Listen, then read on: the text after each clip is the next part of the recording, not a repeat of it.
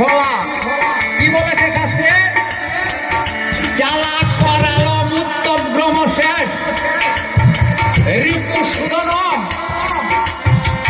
ত্রিশূলং পাতু ভিতে হে ভদ্রকালী নম হস্তুতে। যার বাংলা অর্থ দাঁড়ায় এই পৃথিবীতে যত প্রকারের ভয় আছে এই সব ভয় থেকে যিনি নিষ্কৃত করেন রেহাই করেন তারে বলা হয় ত্রিশূল। এটা শাস্ত্রের কথা। ভয় ছাড়া কোন জায়গাটা আছে আমার দেহান্ত এই জায়গার মধ্যে ভয় নাই। এই পৃথিবীর ভয়ের কারণ সকালবেলা বেরিয়েছে বাড়িতে ফিরে আসবেন কিনা নিশ্চিত জীবন নয়। এরপরে যে ঘুমাবেন ঘুমাবার পরে সংস্কৃত হবেন এইটাও তো গ্যারেন্টি নাই আছে।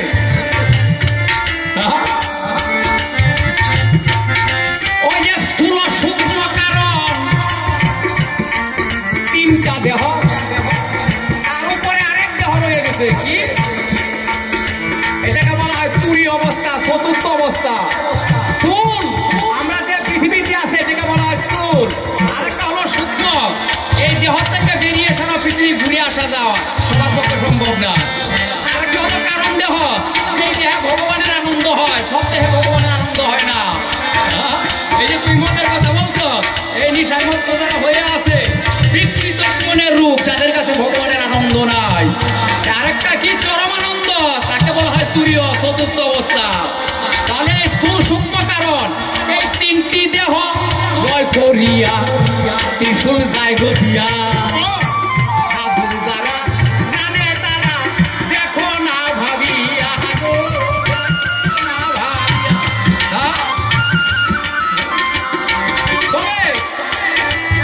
সারা পৃথিবীর ভয়ে করবে নিশ্চয় দূরে এইবার হবে ভাই।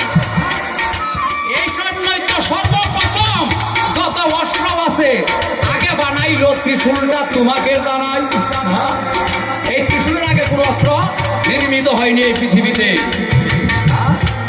এই ত্রিশূল হল মঙ্গলের প্রতীক। সপ্তম শিবম সুন্দরম সবথেকে সুন্দর মহাদেব। কেন দেবতার মধ্যে কারণ আছে সময় লাগবে।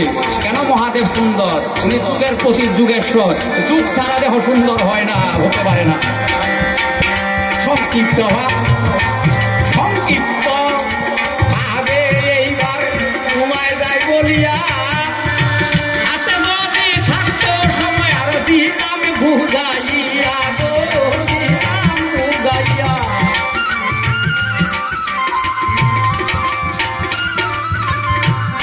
তবে আরো যদি কামবার আসে বলো আমার ঠাই যাহা জিজ্ঞাসিবে আমি জবাব দিতে চাই গো জবাব দিতে চাই।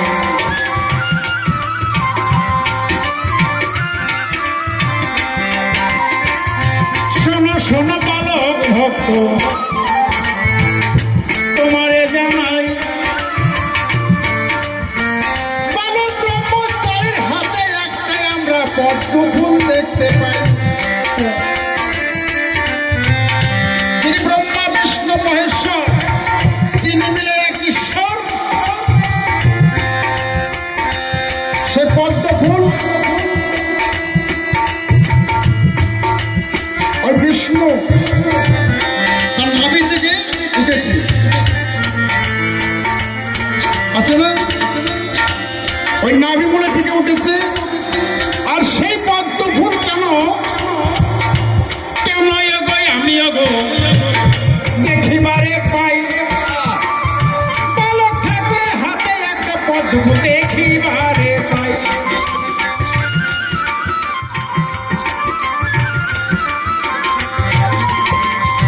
কি কারণে পদ্ম নিল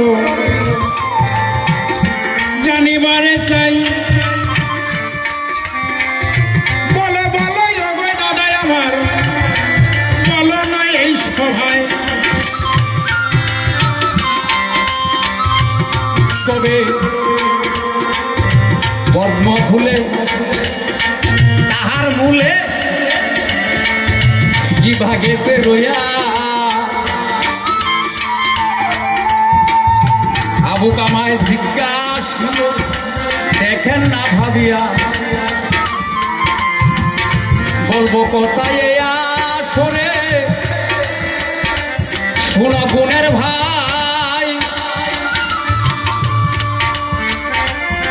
এই পদ্ম কেমনে জন্ম হইল তোমার জানা নাই গো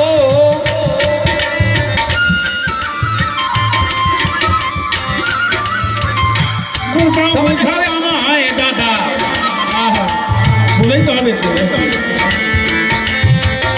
আচ্ছা বলো। এই যে হৃদয় পদ্ম, এই যে সহস্র পদ্ম, সহস্র হাজার পদ্ম তোমার মাথায় গেছে রইয়া, জীবনে তয়ঙ্গের মতো গেছো বেড়াইয়া। এই হৃদয় পদ্মে ভগবান থাকে, ওগো শাস্ত্রে নির্দেশনা। শুধু বাইরের জগতের পদ্ম দেখলে তুমি পাবে না, পাবে না। এই যে মহাদেবের হাতে এই যে পদ্ম, তার একটা কারণ গেছে রইয়া। মহাদেবের চক্ষু হইতে গেল একদিন পদ্মের জন্ম পায়া গো।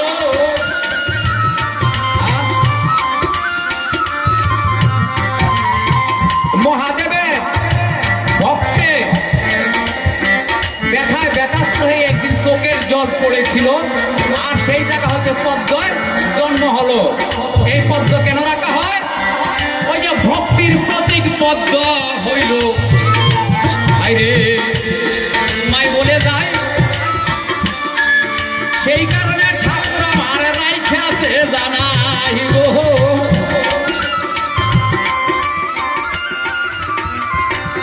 ওই যে বৌদি আমার মনের মতন দেখো না ভাবিয়া,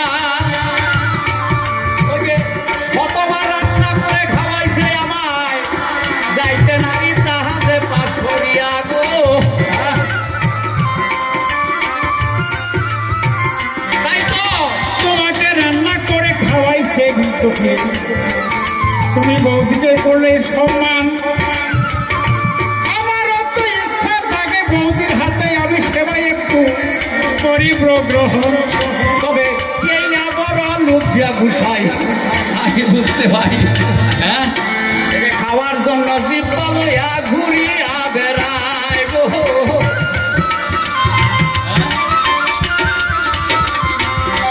আমি যদি একটা জিভা নিয়ে ঘুরে বেড়াই, তুমি কয়বার খেয়েছিলে সেই কথাটাই আসর মাঝে যে তুমি বলে দিলে। তবে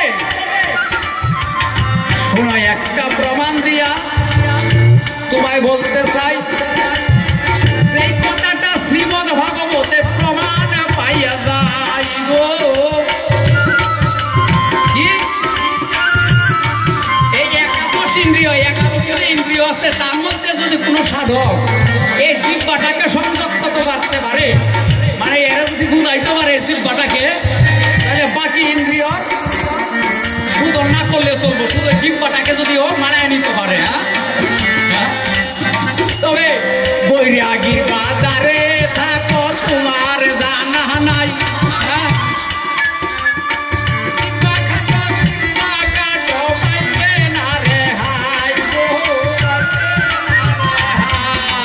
আরে গৌরাঙ্গকে অবলম্বন করে যদি বালক ঠাকুর আসে, কি গৌর হইতে অবতরী উদ্দেশ্য করে যদি বালক ব্রহ্মচারী আসে, তাহলে ওই দোষের দোষে তুমি। আমি একা গৌর হরিকে যদি অবলম্বন করে আসে, গৌর হরি পরে কে এসেছিলেন? বালক ব্রহ্মচারী। খালি আমার জিব্বাটা লাভ করবে কেন? ওই দোষের দোষে তুমি। তবে শোনো শোনো ওগো ভাবুক, তোমায় যাই বলিয়া ওই যে সদ্গুরু আর অসৎগুরু জগতের নাম গেছে যে রইয়া আছে না, সদ্গুরু অসৎগুরু কয় না? মনে করো ওই যে আগুনটা জ্বলতেছে, হ্যাঁ, তাহলে এই আগুনটা কি এইটা গুণ মনে করো, আমিও শিষ্য তুমিও শিষ্য, ঠিক আছে? এইটা হলো সৎ ঠিক আছে? তাহলে গুরু, তা তুমি যদি অসৎ হও, এই যে গুরু টাকা গুরু ঠিকই আছে, আমি সৎ, তুমি অসৎ গুরু, হ্যাঁ? আমি সৎ গুরু, এক জায়গায় ঠিক হইল না? হ্যাঁ, এই যে শিষ্যরাই গন্ডগোল লাগায়, তোমার জানা নাই, হ্যাঁ?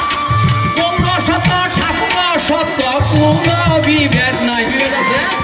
কোনো বিভেদ নাই, হ্যাঁ? এই শিষ্যরার মধ্যে গন্ডগোল হয়, হ্যাঁ? সতের জায়গা সৎ, শুদ্ধ একটাই, হ্যাঁ? শোনো শোনো বালক ভক্ত, তোমারে যাই বুঝাইয়া, একটা প্রদীপ থেকে শত শত প্রদীপ আমরা যাব যে জ্বালাইয়া। ওই যে গুরু কর্ণের দিকে গিয়েছে, কি মন্ত্র দিয়েছে, ওই মন্ত্রই আমরা জপ করি। কিন্তু তোমার মতো পিছলা গোসাই আর কথাই আমার কর্ণে তুমি ঢুকাইয়ে দাও।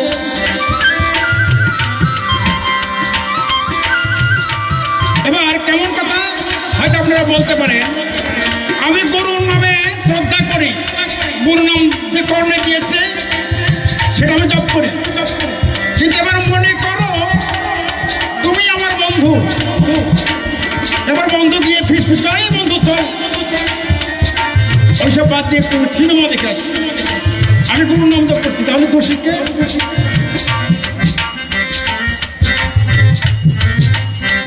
কে দোষী হয়?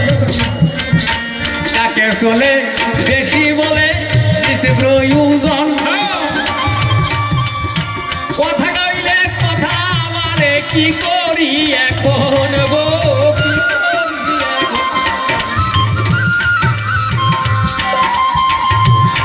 তবে হাতে যদি থাকতো সময় বলতাম আরো কথা, অবশ্য পুরার নাম আমার, তোমার যত ব্যথা গো।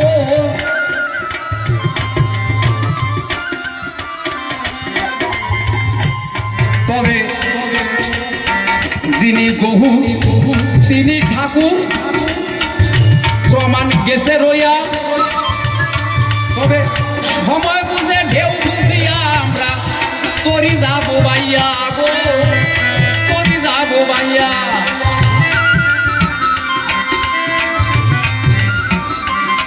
তবে যাকে চলে বেশি বলে নিছে প্রয়োজন, তবে ভাবের দেশে ভাবের করি চালাবো এখন। 16 নাম 32 শঙ্কর গহুর গেছে দিয়া, আবার গহুর এইবার ঠাকুর হইয়া এলো যে চলিয়া। তবে নতুন করে এই জগতে দিয়ে গেল নাম, এবার বদন করে গাইবই আমরা রামনারায়ণ রাম। ওরে সময় বুঝে সময় ধনী আমরা যদি যাইব দিয়া, কাল বৈশাখীর জ্বর থেকে যাব রেহাই পাইয়া। তবে হরে কৃষ্ণ 16 নামে কর বিবেচনা, ওই যে গহুর হরি গাইতো পূর্বে সবার আছে জানা। তবে 13 পুষ করে আমার ঠাকুর আসিয়া, রামনারায়ণ দিল দেখো না ভাবিয়া।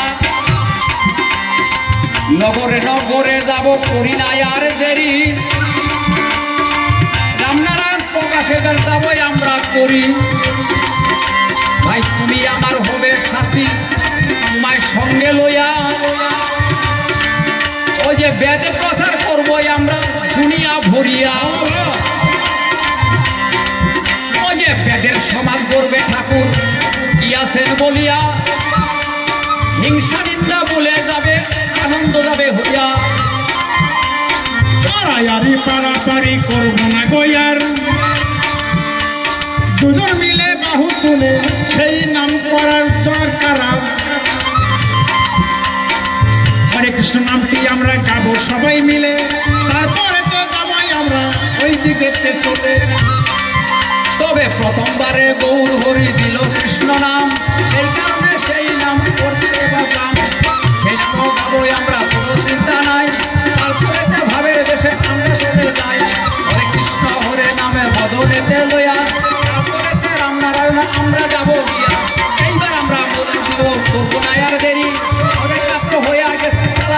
করি তবে এদিকেতে ভাই দাদা তারা গেছে হইয়া অনেক বাজাইলেন দেখো না ভাবিয়া তারা যারা গিয়েছেন রহিয়া আপনাদেরও কৃপা বলে সবাইকে দাঁড়ায় মাসি আছে যারা ক্ষমা ভিক্ষা চাই অনেক কথাই বলে গেছি ছুটি চাই ছুটি হইলে পরে করবে ক্ষমাদান আপনাদেরই মায়ের গর্বে জন্মজমি নাম মায়ের পদে ভক্তি দিয়ে শান্তি পেতে চাই মায়ের মতো এমন করে এই সংসারে নাই এই কমিটির দ্বারা যারা করলেন আয়োজন তাদের কাছে ভালোবাসা করি না মহানামের মহাগুরু বদলেতে লইয়া এইবার আমরা দেশে যাবো দেখে না ভাবি তবে যারা যারা এই আদরে ঘুরে গেছে দান দয়া যেন করে তাদের ঠাকুর ভগবান দেখতে দাসে কুণ্ডবার শাস্ত্রে আলোচনা দান করিলে পরেও পাবে সত্তাতে হবে না আর দান করিয়া স্বর্গে গেল হরিচন্দ্র চান তাহার প্রমাণ আছে দেখো ভাগবত প্রমাণ এই যে এই ভবদেশে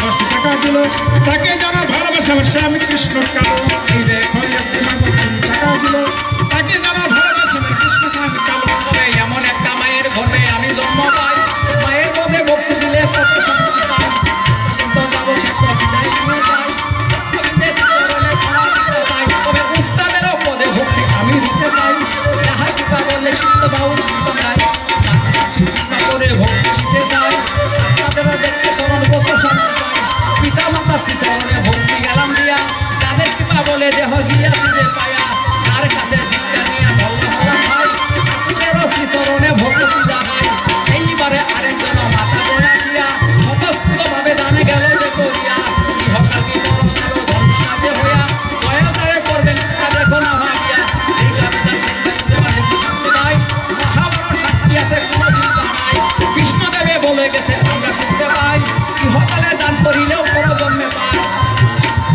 তবে যাক চলে বেশি বলে নিজ প্রয়োজন আজকের মতো পালায় আমরা করলাম সমাপন এই কমিটির দ্বারা যারা গিয়াছেন রহিয়া আপনাদেরও